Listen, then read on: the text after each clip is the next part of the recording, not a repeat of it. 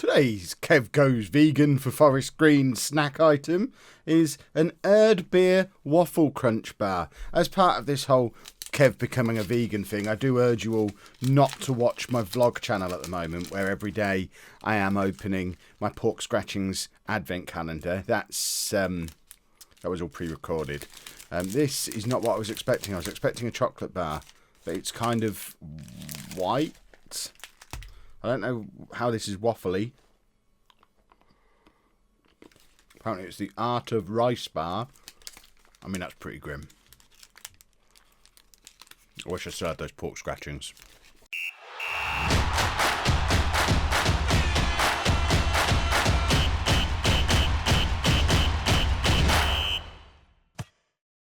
Hello and welcome to Club 2, Part 8 of Non-League to Legend. I'm Kev, and coming up on today's episode, we have two games in League 2, one away against Southend, one at home against Gillingham. But as you can see, the big important news is we are top of League 2, 7 wins from 7 games. We've actually got a game in hand over our nearest challengers, Doncaster and Wimbledon as well. Josh De Silva is our top scorer, so we're not even a one-man team anymore. Let's look at how we've been doing since you were last with me. We've been winning lots of games and not conceding very many goals. If you take the cup competitions out of the equation, we've actually only conceded 1 goal in the league so far this season. We've managed to get ourselves knocked out of the League Cup, but it was on penalties against Premier League opposition. So, you know, I'm pretty happy that 10-man Forest Green managed to take Premier League Burnley to penalties in the League Cup. We did get knocked out. Who cares? We did a rotated side against Exeter in the Checkatrade Mickey Mouse Nonsense Cup, so I'm not particularly worried about that. And we did concede a goal against Leyton Orient. Again, with a slightly rotated team, where you can see George Williams and Jordan Rhodes were in there. But we have put on some impressive performances. We are a very good team. And excitingly, Ben White is now discussing terms with us. We've put a contract offer in. I'm hoping at some point during this episode, Ben White becomes a Forest Green player again. Transfer window's closed. It seems nobody else wanted him, and all of a sudden, now he's realised his other option is go and get a real job. Suddenly Forest Green aren't beneath him anymore. But, you know, I might sit him on the bench for a few weeks when he actually does sign, just to make him think about what he's done. But this is the team that we're going to be playing for the first of the 2 games, away against Southend. I don't know how good Southend are. Let's have a look at the league table again to see where Southend are in the league. Although obviously we have nothing to fear.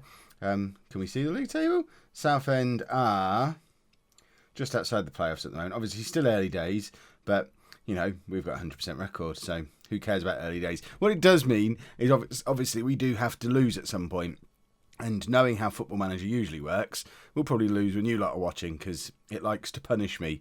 Also, worryingly, obviously, because we are in good form, our players are inevitably getting noticed. So Senny Dieng is wanted by Birmingham and Portsmouth. Liam Shepherd wanted by McDonald's. Farron Rawson wanted by Luton, Mansfield, Scunthorpe. George Williams wanted by Ipswich. Jordan Rhodes still being chased by those blooming Americans. But even Mason Bloomfield wanted by Hamilton, who he was on loan at before he came to us, I think. Was it Hamilton? Hibernian. That'll go down well. But yeah, he's so MLS, Scottish Premier League for our 2 strikers. Even Morrison is wanted, but I think that's just for a loan to a lesser team. But obviously, the transfer window is closed. We do need to be aware of what might happen come January.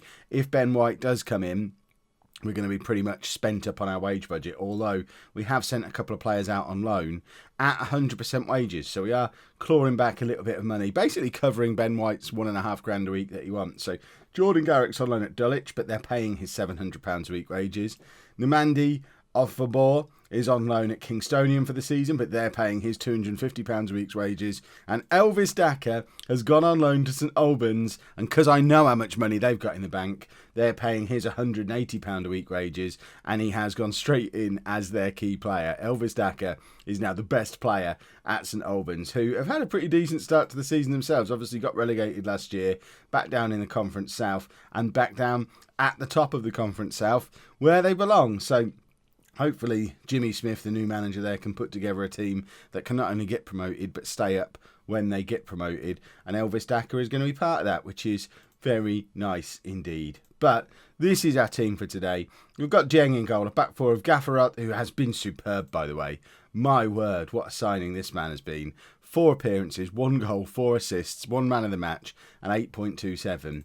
He is a bit special at left back. I want to sign him permanently already. He's so good we're playing him injured today because, he's not very injured. And I just want to show you how good he is. So at Gafferat at left back, Yorworth, Rawson and Shepherd as the rest of our back 4. Rowan Ince as the anchor man with De Silva and McCassie in midfield. Jordan Rhodes leads the line. And I think this is the first league game we've been able to start Dander and Williams together. They've both been struggling a little bit with niggly injuries early on this season. So Glover's been getting a lot of game time and playing reasonably well. But did I mention we've got a 100% start to the season without Dander and Williams playing regularly? Now they're back, we should, in theory, get even better. There's, of course, the danger that the bubble bursts, though, because we've had about a 10-day gap. We had a little international break, and there's always the worry that we won't quite be so good after the international break, which is why we've got a game in hand, because other teams don't have as many internationals as us. But yeah, we do owe Southend. That's motivated them. Let's get out there and give them whatever we owe them. I have absolutely no idea what happened last time we played Southend. As with all these times, we tried to get our revenge. But if I'm learning something about these team talks, and, I've done a few now. I'm over 200 hours clocked up on FM19 at this point, and I'm still doing my own team talks. And I've learned that the revenge team talk usually goes down quite well. So we'll use it where we can, and hopefully it'll be effective again today.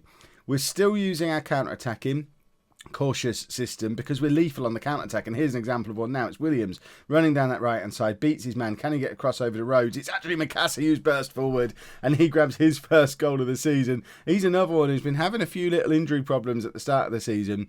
Not played regularly for us yet. Usually scores absolute screamers. This time it's a tap-in and I love the way. Look how McCassie and De Silva are right up there in the 6-yard box for that cross coming in.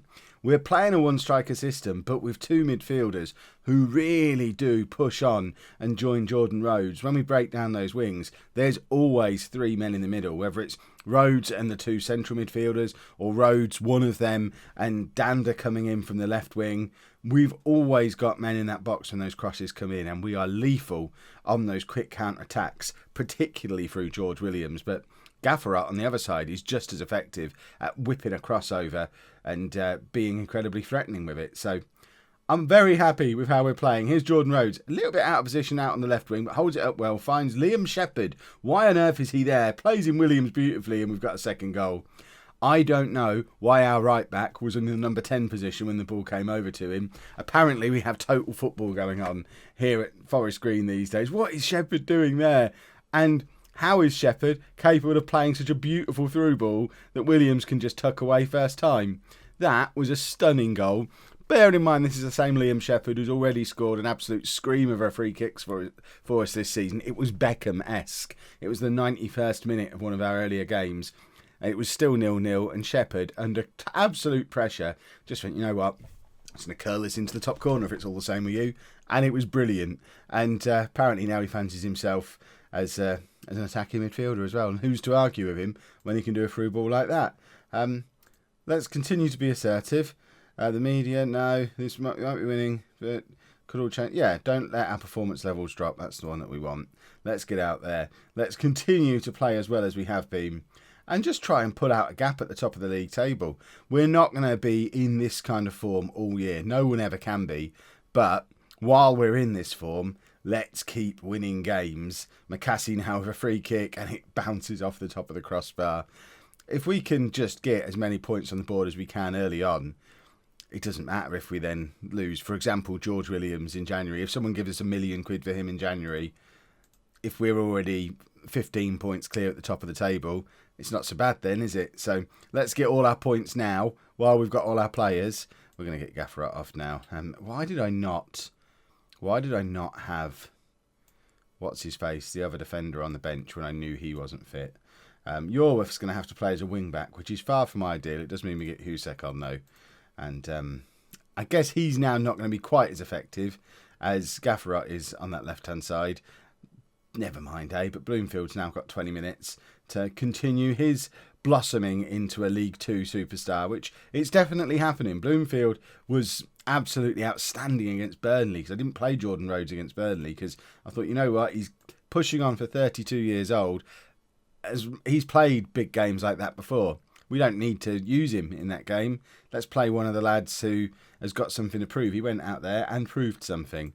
Glover coming on for Dander 10 minutes to go. We're still trying to ease Dander back into the team, and Glover has been very good and deserves game time. Bloomfield's just drawn a red card out of whoever that was for Southend, and we're now 2-0 up with 10 minutes to go. And we should just cruise to victory now. To Silva, we probably should have taken off. We should keep an eye on that. He's looking shattered. But it's Williams with the corner, and I think we've won a penalty there.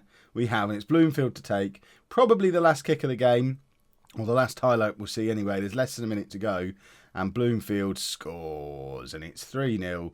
Third goal of the season for Bloomfield, which I think puts him level with Jordan Rhodes. Like I say, De Silva was our top scorer on 4 goals, but that is because Bloomfield and Rhodes are kind of sharing responsibilities of being our main striker. We're kind of rotating the two. Bloomfield has played a couple of league games plus all the cup games, with Rhodes playing probably 5 of the 8 league games that we've played so far. And it seems to be working quite well so far, rotating the two of them. But we need to be happy with that. Passionate. It was a nice victory. Well done. Everyone's happy. And now let's go do the same again against Gillingham. Well, the plan to play Ben White on the bench for a few games when he comes back has kind of been scuppered by Farron Drawson having a hamstring strain. He's out for the next month or so. White still hasn't signed. He really is dragging his feet and taking his time making a decision whether to come back to us. Considering no one else is in for him, just needs to sort his life out a little bit. And we have made quite a few changes for the Gillingham game, though, purely about freshening things up. I am rotating the squad quite a lot at the moment. So Husick obviously comes in for the injured Rawson, but we've also got Quintero coming in for Ince at the holding midfielder. Glover comes in on the left-hand side of midfield for Dander, and Bloomfield is going to start because he was very, very lively when he came on. And, I mean, he's been as good as Rhodes this season, and as Rhodes, he's getting on a bit, out of contract at the end of the season, and wanted by the Americans. Bloomfield, we've got to make sure he's good enough, so we need to give him plenty of games before a time comes where we might have to prepare for life without Jordan Rhodes. We don't want to repeat of what happened at the end of last season where Rhodes got injured and we didn't know what to do. There you go, we're getting revenge again in this game. But yeah, when Rhodes got injured at the end of last season, that was what finished us off. We had no plan B. We were a team that was purely built around Jordan Rhodes will score goals for us, which is fun because Jordan Rhodes scores a lot of goals, but it wasn't quite so fun when we were then weren't able to score any goals. De Silva's now picked up an injury. I even mentioned in the last game how we needed to keep an eye on his fitness, and there you go. It's come on to bite me in the backside. It doesn't mean we can push Quintero forward towards his more natural ball-winning midfielder position. Rowan Ince is ready to just come straight on. He got a 15-minute rest in the end, and now De Silva's injured. That could be a problem because De Silva's been a massive part of this team so far this season. We were just talking about how form won't last forever. Well, if we start picking up injuries to key players like Rawson, like De Silva, that's when form starts to disappear a little bit because both of them have been incredibly important to how well we've started this season. But now Bloomfield's in behind. Can he apply the finish? I mean, I think he was tackled and he didn't just absolutely scuff it. I have to sit there and think, Jordan Rhodes would have scored that. And it makes me sad having those thoughts, but we all know he would. Quintero now with a free kick hits the outside of the post. He's not going to get many more opportunities to take a free kick from that sort of range, because we know Liam Shepherd can score there. We know McCassie can score from there. So if Quintero's not going to score from there, then he's not taking the free kicks anymore. But he is supposed to be quite good at them. I mean, it hit the post, to be fair to him. It wasn't like he missed by a mile. The keeper was beaten. He hit the post, and Glover's in there with a lovely little tackle. Plays it over the top to Bloomfield. Bloomfield even, who chases. He's in again, and it's straight at the keeper. Now, yes, Jordan Rhodes would finish that. I don't think Jordan Rhodes gets in the position in the first place, though, because he's not as quick as Bloomfield is. So, oh, Golden Bennett. That was like a Rowan Ince flick on.